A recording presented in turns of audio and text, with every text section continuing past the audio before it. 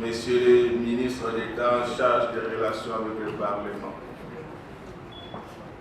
Monsieur le gouverneur de la ville de Kinshasa, honorables membres du bureau de l'Assemblée provinciale de Kinshasa, honorables députés provinciaux et chers collègues, Mesdames et Messieurs les membres du gouvernement provincial de Kinshasa, Messieurs les premiers présidents des cours d'appel de Kinshasa, Messieurs les procureurs généraux près les cours d'appel de Kinshasa, Messieurs les commandants de la 14e région militaire, Messieurs les commissaires provinciaux de la police nationale congolaise, Messieurs les directeurs généraux des services publics provinciaux, Mesdames et Messieurs les bourgmestres, à vos titres et qualités respectifs.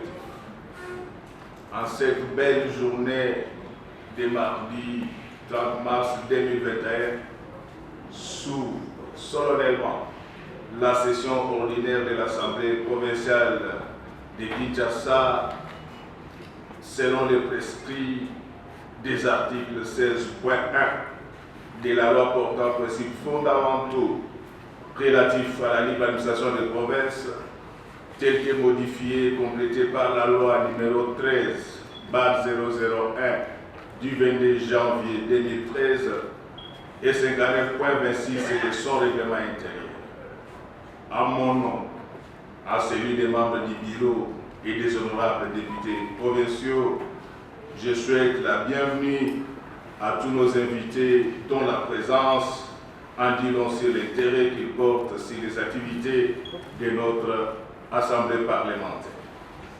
Honorables députés et chers collègues, distingués invités, mesdames et messieurs, avant toute chose, je voudrais rappeler l'impérieuse nécessité que nous avons d'accompagner, du moins pour la ville de Kinshasa, le président de la République, son Excellence Félix-Antoine Tshisekedi Tshilombo, dans sa vision salvatrice de créer un Congo nouveau où règne la paix et la prospérité.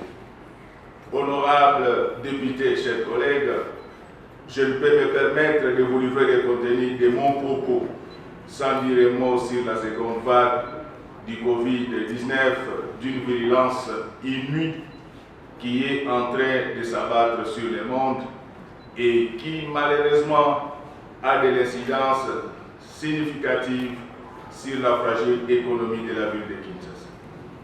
Devant cet état des choses, j'ai alerté et j'alerte encore l'exécutif provincial en initiant un moyen de contrôle sur le Covid-19 dans le but de porter à sa connaissance la dangerosité de cette pandémie et partant en appeler à sa vigilance, nonobstant la situation financière chaotique, pour que des dispositions tendant à la protection de la population quinoise soient prises.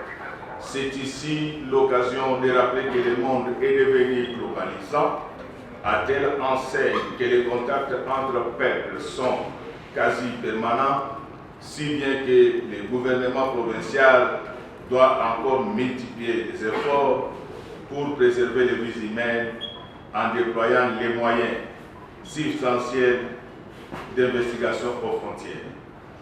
À ce jour, les dernières nouvelles émanant de la coordination nationale de lutte contre la pandémie sont encourageantes en ce qu'il y a fléchissement de la courbe de contamination, mais la prudence doit être remise.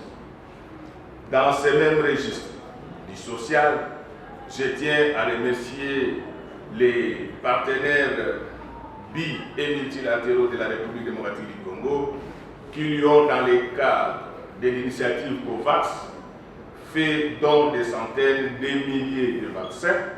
Nous espérons que cette pandémie sera contenue. Face au Covido-sceptique et en attendant l'immunité collective, j'en appelle à tous pour que chacun de nous puisse prendre des dispositions utiles dans le but de respecter les gestes barrières édictés par l'autorité afin de protéger la population quinoise tout en renforçant les contrôles à nos frontières. les députés provinciaux peuvent aussi être mis à contribution pour la sensibilisation de leurs bases respectives. Face à ces mal, il est impérieux que le gouvernement provincial lance une communication qui prend en compte les inquiétudes de la population quinoise en rapport avec les effets secondaires du vaccin contre le Covid-19. Le gouvernement provincial ferait œuvre utile aussi en veillant à ce que les droits de nos concitoyens soient respectés, car il nous a été rapporté des cas d'abus de nos éléments de la police nationale qui du reste travaillent aussi dans les conditions difficiles à ce qui concerne le port des masques. Les mesures devraient être prises pour endiguer les comportements antipatriotiques. Honorables députés et chers collègues, la session ordinaire qui s'ouvre ce jour portera sur l'examen et vote des initiatives législatives, sans oublier les moyens de contrôle qui permettent à l'Assemblée provinciale de Kinshasa de s'assurer du fonctionnement efficient des services publics de la ville de Kinshasa. D'ores et déjà, je tiens à vous assurer que les rapports des différentes missions effectuées lors des sessions ordinaires passées seront soumis à la plénière pour leur exploitation et adoption. S'agissant des initiatives parlementaires, leur analyse a été finalisée au niveau des commissions permanentes, si bien qu'à ce jour, elles constituent des arriérés que nous devons traiter en priorité. Je voudrais appuyer les toxins sur le fait que ces arriérés n'ont pas été du fait de votre bureau, mais vous allez vous souvenir que l'année passée, nous sommes passés de restriction en restriction, et c'est ce qui avait limité le nombre de nos plénières. Tel que cela est requis du constituant, le bureau a pris soin de transmettre certaines initiatives parlementaires au gouvernement provincial dans le but de recueillir des éventuelles observations. Parmi les textes concernés figure notamment la proposition d'édit relatif au tourisme dans la ville de Kinshasa. 2. La proposition d'édit portant protection des personnes nécessiteuses avec handicap dans la ville de Kinshasa. 3. La proposition d'édit portant protection et gestion durable des rivières dans la ville de Kinshasa. 4. La proposition d'édit portant détermination des terres agricoles dans la ville de Kinshasa. 5. La proposition d'édit portant régulation des transports par taxi-moto dans la ville de Kinshasa. Je tiens à vous informer aussi que d'autres initiatives législatives ont été déposées au bureau et constituent ipso facto de nouvelles matières. Il s'agit 1. de la proposition d'édit portant réforme des procédures de perception des impôts, taxes, redevances et autres droits liés à la ville de Kinshasa. 2. La proposition d'édit instituant la taxe écologique dans la ville de Kinshasa. 3. La proposition d'édit portant réforme des procédures des droits, taxes et redevances du secteur de la publicité extérieure dans la ville de Kinshasa. Au regard de la foultitude des matières à traiter, la présente session ne sera pas de tout repos. Il va sans dire qu'un effort soutenu sera exigé de chacun de nous pour doter la ville de Kinshasa de ces précieux textes. C'est ici l'occasion de porter à votre connaissance que ces initiatives n'ont pu être adoptées la session passée, comme je l'avais dit, étant donné que l'ordre fut perturbé suite à certaines contraintes indépendantes de notre bonne volonté. Dans le but de faire face à cet écueil, la conférence des présidents a jugé utile de revoir certaines modalités qui président au fonctionnement de notre Assemblée parlementaire, lesquelles modalités vous seront communiquées. Ce faisant, notre institution est appelée à s'adapter à la situation nouvelle caractérisée par le ralentissement de l'économie provinciale. Honorables députés et chers collègues, pour ce qui est du contrôle parlementaire, vous vous en doutez, cela est une mission constitutionnelle qui est dévolue à une assemblée parlementaire l'Assemblée provinciale de Kinshasa n'échappe pas à cette réalité. Et elle l'a fait sienne et se propose de réaliser cette tâche dans un futur proche. Je voudrais rappeler ici que l'année passée, dans le cadre de notre mission de contrôle parlementaire, j'ai signé 52 ordres de mission. Pour les matérialiser, et c'est en syntonie avec l'article 208 de notre règlement intérieur, le bureau mettra en branle la commission permanente économique et financière qui fonctionne de manière autonome pour effectuer de manière efficiente un contrôle budgétaire de l'exécution du budget dans différents services publics provinciaux. S'agissant toujours des contrôles, permettez-moi de revenir sur ce qui a été dit et fait la session ordinaire passée, à savoir la création d'une commission spéciale, et c'est à la demande instante de la population qui voulait en savoir davantage sur l'occupation du terrain avoisinant le boulevard Triomphal. Il n'est un secret pour personne que le ministre provincial en charge des travaux publics ait été invité pour nous fournir des explications quant à ça. Un débat s'en est suivi et à l'issue de celui-ci, des recommandations lui ont été adressées. J'ose croire que c'est de cette façon que la population appréciera à sa juste valeur le travail accompli par leurs élus à l'Assemblée provinciale de Kinshasa. Je voudrais demander à chacun des collègues ici d'expliquer davantage à ces élus le vrai rôle d'un député.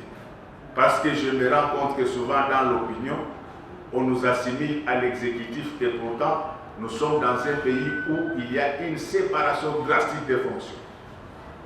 Et je voudrais vous apaiser là-dessus chaque fois que vous serez attaqué pour des choses que vous n'aurez pas fait.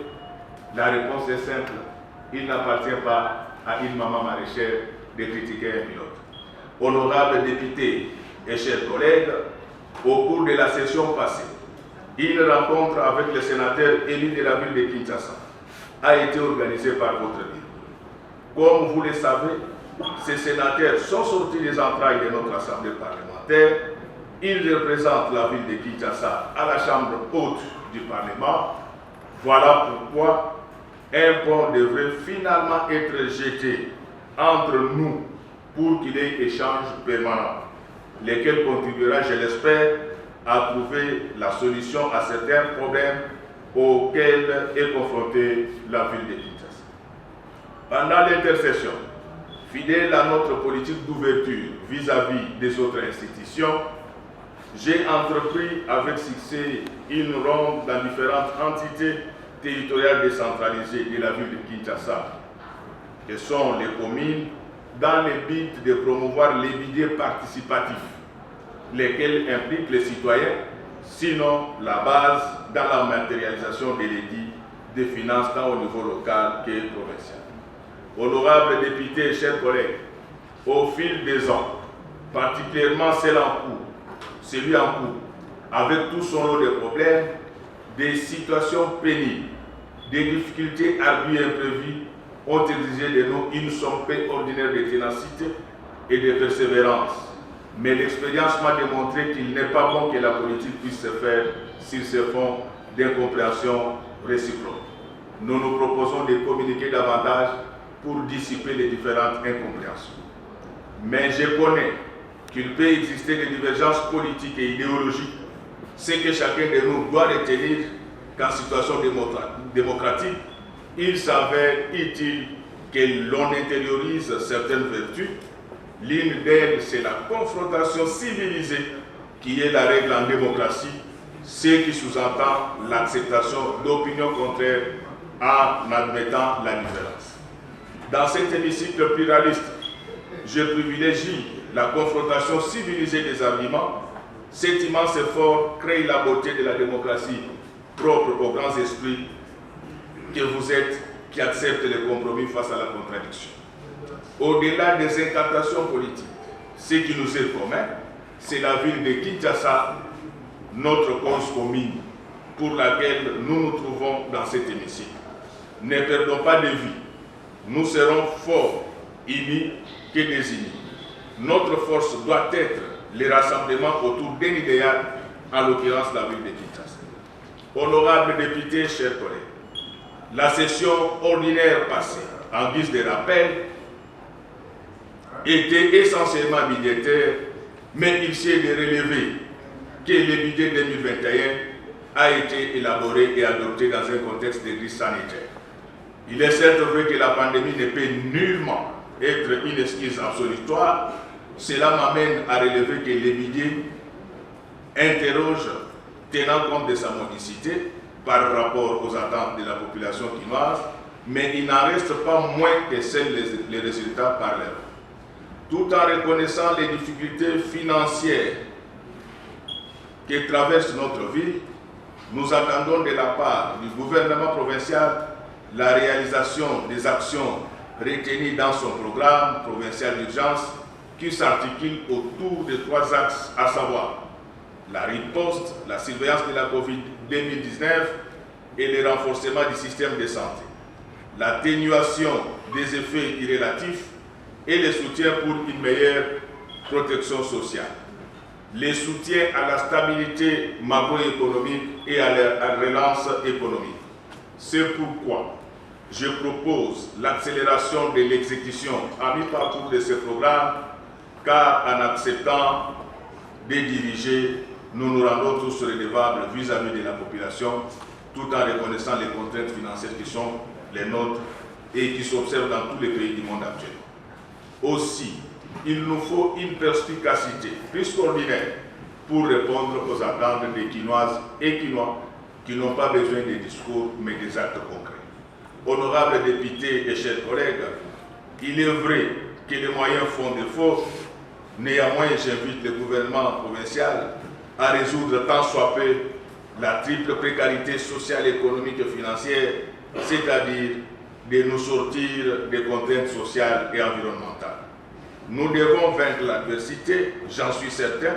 Si nous réussissons, nous contribuerons à la redéfinition de l'identité quinoise. Honorables députés et chers collègues, après une photographie de l'action gouvernementale, la rigueur de la pensée postule de ma part à pouvoir exiger de nous tous à mutualiser nos intelligences en vue de mettre en œuvre un mode opératoire qui va se cristalliser dans les réformes susceptibles de tirer l'économie quinoise du marasme. La population quinoise aspire au changement, si bien que les partisans du statu quo doivent être découragés. Le gouvernement provincial, dont nous apprécions les efforts dans un contexte difficile, doit avoir vocation à proposer un ensemble de réflexions pour nous sortir de cette situation que nous adopterons ces jours. Bon, aujourd'hui, c'est l'ouverture. Je crois qu'aujourd'hui, c'est ce qui nous a empêché aujourd'hui d'avoir un peu de programme. Là, je sais que le président nous a parlé et nous devons suivre cela.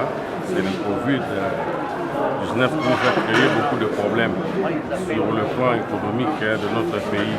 Et c'est pour cela, cette fois-ci, comme nous sommes en retour, nous allons revoir beaucoup de problèmes que nous avons. Surtout sur le problème aussi qui se concerne la commune de Kalamou. Et nous allons voir un peu, puisque je dis que surtout la route de Kimwenza, qui est jusqu'à Yolo, jusqu'à présent, on n'a pas encore travaillé cela, et le pont Bongolo. Je tiens à cela que cette fois-ci, on va faire ça. Là, c'est pour ça que dès que nous allons rentrer, nous allons toucher le gouvernement provincial, on puisse établir cette route pour que la population de Kalamou déclare ça. Ce qui concerne le transport urbain, nous sommes totalement bien. Il faut identifier dans la moto, parce que les lots qui sont l'identité, makambo ebele te na kati oyo yango wana ekosenga question baidentifie bango mpo bayeba te ndenge nini na commune puisque edi moko ezobima mpo na yango bakoyeba ke moto nini esalaka na commune tel mpo bayeba tarif yango. Pour le moment les peuples quinois baza kosouffrir mingi tarif eza ya koyebana.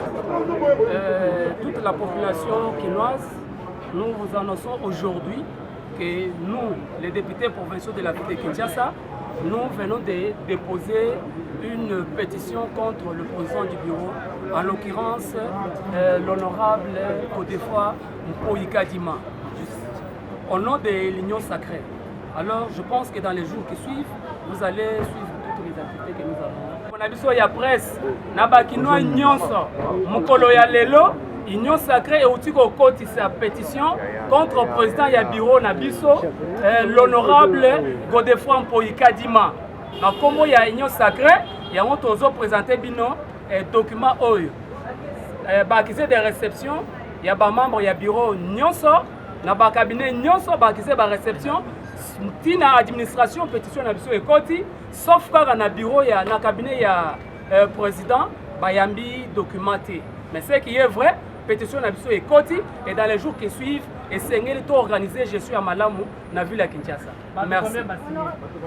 Pétition est à 17 signateurs. Règlement est 5-5, mais pour recueillir au moins 17 signatures, toutes tendances confondues. Tous les membres de la UDPS, tous les membres de la MLC, tous les membres de la Kin en marche, tous les membres de la Moussoussou. Au Bazaki Kala na FCC va rejoindre Biso na compte Union Sacrée. Je sais que Union Sacrée est obéie ça, mon peuple a la ville à Kinshasa.